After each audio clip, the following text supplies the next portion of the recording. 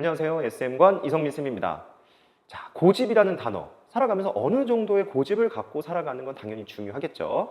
자, 오늘 이 고집과 관련돼서 저희가 중등 대수에 대한 내용을 한번 설명을 드리고자 합니다. 자, 중등 대수 총정리라는 수업을 저희 관에서도 하고 많은 학원들에서 진행합니다. 일단 이런 부분이 왜 필요한지를 한번 생각을 해봤으면 좋겠어요. 중등, 중학교 1학년, 2학년, 3학년의 각각의 과정들이 있습니다. 이들은 각각 독립적인 과정처럼 보이지만 사실은 하나로 연결되는 큰 그림으로 볼 수도 있어요. 이것이 총정리돼서 하나의 큰 그림으로 묶이는 게 바로 고등 과정이 되겠습니다. 근데 중등 과정의 내용도 많고 심화적인 문제들도 많기 때문에 이 개념들을 익히면서 조금씩 약점이 생기기도 하고요. 잊혀지는 부분이 있을 수도 있죠. 또는 특정 유형들에서 자기가 약할 수도 있고 심화 유형들에 대해서 조금 덜 익힌 학생들도 있을 겁니다. 이런 부분들을 정비하기 위해서 대수 총정리 수업을 통해서 아이들이 중등에 대해서 부족한 게 없는지 그런 점검하는 수업들이 사실 많이 진행되거든요. 그렇기 때문에 중등 대수 총정리는 사실 많은 학생들에게 거의 꼭 필요한 과정이라고도 할 수가 있습니다. 자, 그렇다면 중등 대수 총정리에서 꼭 갖춰야 될 세 가지 요소 무엇인지 한번 확인해 보도록 하겠습니다. 자, 세 가지 요소. 자, 그 첫 번째는요, 중등의 주요 개념을 정말 확실하게 알고 있는가입니다. 두 번째는요, 중등의 주요 유형을 논리적으로 풀어낼 수 있는가. 개념을 알고 있다고 해서 꼭 문제가 풀리는 건 아닙니다. 그 개념을 올바르게 적용하는 문제를 풀어낼 수 있는가일 거고요. 그 다음에 중등의 심화 유형들을 정말 좀 자신의 것으로 만들었는가. 그건 트레이닝적인 부분도 필요합니다. 그럼 이 세 가지가 주요한 요소라고 볼 수가 있는데 이것이 수업이랑 어떻게 연결되어야 하느냐. 자, 주요 개념은요, 선생님이 먼저 수업에서 주요 개념을 살짝 요약해주고 백지 테스트를 통해서 정말 그 학생이 그 개념을 올바르게 알고 있는지 확인을 해야 합니다. 백지 테스트. 그 다음에 주요 유형들을 논리적으로 풀 수 있는가라는 부분은 우리가 만약에 어떤 과정을 처음 배우는 거라면 모든 문제의 기초 유형들을 다 봐야 되겠지만 심화적으로 어느 정도 이제 이루어진 상태라면 학생들이 꼭 알아야 될 핵심적인 유형들이라는 양은 존재합니다. 그래서 이 센수학의 문제들 중에서 꼭 필요한 유형들을 선별해서 아이들을 논리적으로 그 배운 개념을 논리적으로 풀 수 있는지를 확인하는 수업을 진행할 것입니다. 자, 그 다음에 심화 책의 가장 대표적인 책인 고쟁이라는 책이 있죠. 이 책의 3스텝 유형들이 사실 학생들이 꼭 경험해 봐야 될 유형들입니다. 그 유형들을 통해서 수업을 진행을 하게 됩니다. 자, 그러면 이런 백지 테스트, 센수학, 고쟁이에 대한 내용, 백지 테스트를 하기 전에는 당연히 개념 정리집을 통해서 아이들한테 요약해주는 과정이 진행되고요. 그 다음에 센수학에 대해서 핵심적인 유형들로 진행한다. 얘기 드렸죠. 고쟁이의 심화 유형. 혹시 눈치채셨나요? 이 세 글자? 오늘 제가 앞에 설명드렸던 내용이기도 한데 바로 고, 집, 센입니다. 고, 집, 센. 고쟁이의 심화 유형, 그리고 개념 정리집, 그 다음에 센수학. 이 내용을 통해서 확실하게 대수를 총정리하는 수업을 진행하겠다라는 겁니다.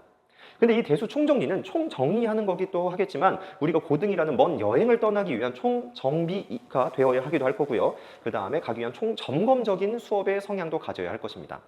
따라서 이 고집센 대수 총정리, 총정비, 총점검을 통해서 확실하게 실력을 겸비해서 자신의 것으로 또 만드는 어떤 그런 과정이 있었으면 좋겠는데요.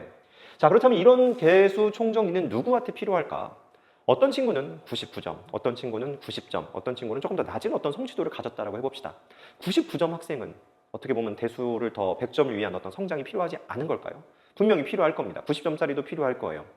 그럼 99점이나 90점인 그런 상위권 학생들은 내가 정말 많은 개념들을 알고 있다고 생각했는데 그 중에서 내가 놓친 개념은 무엇인지도 한번 찾아내야 할 것인 거고, 그리고 심화 유형들 중에 내가 이런 부분이 약했구나 라는 것들을 확인하면서 90점에서 100점으로 점프하는 그런 과정이 필요할 것입니다. 그리고 그것보다 좀 더 약한 친구들은 기초 유형들에서 자기가 적용 못했던 개념들도 찾고 트레이닝을 통해서도 더 성장을 해야 되겠죠. 물론 심화 유형도 당연히 경험을 해야 할 것입니다. 그래서 이런 친구들, 저는 사실 거의 대부분의 많은 학생들이 이걸 필요할 거라고 보고요.